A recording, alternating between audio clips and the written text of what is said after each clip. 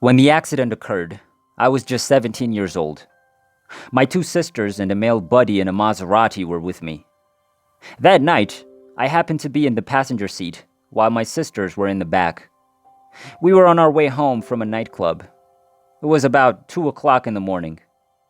Another automobile was speeding, which surprised my friend, so he swerved.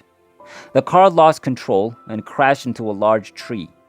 Smoke was flowing from the front of the car when it came to a quick stop. I noticed the man next to me was unconscious. I attempted to summon my sister. I believed I was shouting, but after a few seconds, I realized there was no sound coming from my mouth. I attempted to pause and reflect. I had to get us home before our parents discovered what had happened.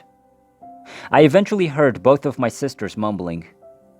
"I really need to get moving before the automobile blows up," I reasoned. With the rest of my effort, I pulled open the door and attempted to shift the seat forward, pulling my sisters out one by one. When we were all out, a few cars stopped to assist. Someone handed up her taxi so that we could get to the hospital as soon as possible. Only one of my sisters was in the cab with me, and my younger sister was still at the accident scene. Pam, the sister accompanying me, assured me that she would make it to the hospital in another taxi. Our cab driver dropped us off at the hospital. I kept telling Pam that we had to go home, that we had to grab Febby, my other sister, and simply go home. I had no idea there was a large hole in my right brow. The staff rushed us to the emergency department the moment we arrived. I couldn't figure out why they were so hurried. I didn't feel any pain, so I believed Pam was well, albeit bruised. Until a nurse inquired as to my name, I recall being unable to utter my name, but I kept begging for Pam because I wanted to be with her.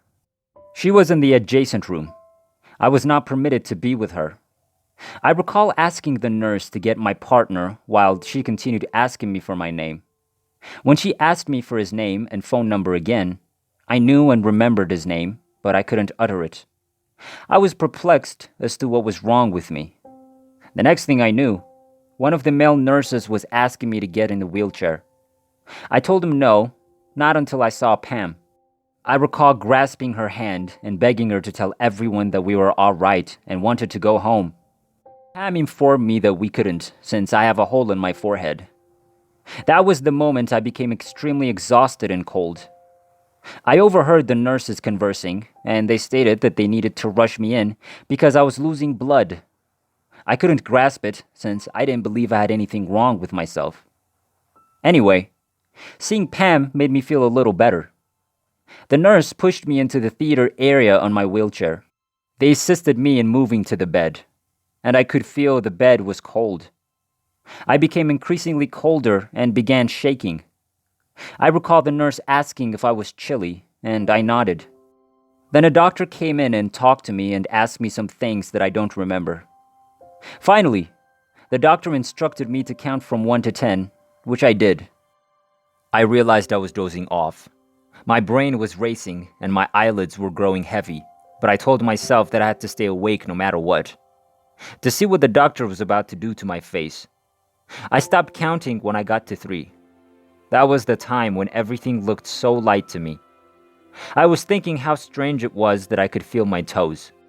I felt compelled to ensure the doctor knew what he was doing, since I didn't want to feel any needles he might have used or any agony he might have caused. I raised my head and noticed my toes. I found it odd that the physicians and nurses were not preventing me from moving. I found myself floating. I remember feeling really light, as if I didn't have any weight at all. I felt as if a rush of wind was carrying me and I was flying gently. Inside the theater room, I sat on one side of the cupboards. This had to be death, I thought. How come it's so different from what most people have discussed? I noticed my own physique. The doctor and nurses were preoccupied with their work. I turned my head to the left and saw a wall, but I felt something was going to happen. The next thing I knew, a star was falling through the ceiling and stopped just close to my left leg. I drifted up to sit on that star, like if I didn't have any control over my body. I was looking at myself, the bed, and the people around me. I noticed my sister in the next room. Doctors were treating her broken arm. This is it, I thought. This is my moment. I couldn't feel sad, worried, or afraid. They'll be all right without me. I thought of my parents, dad, siblings, and friends. The feeling of delight went beyond the definition of the term. It was exhausting.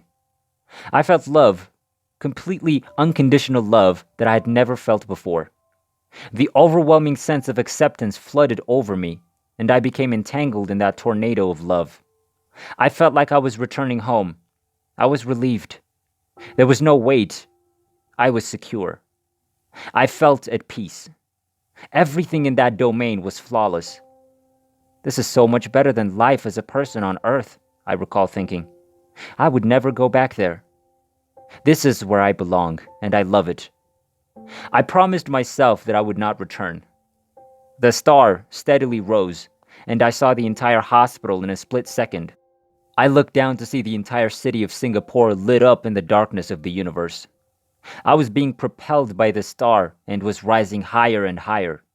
I was the entire globe, as well as the sun and moon. Then I saw the entire universe. Throughout the ride, I was still feeling calm, relieved, comfortable, and joyous.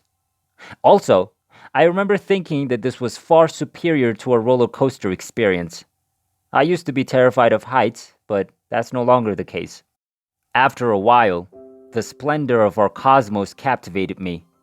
It was so vibrant and brilliant. I took a look around.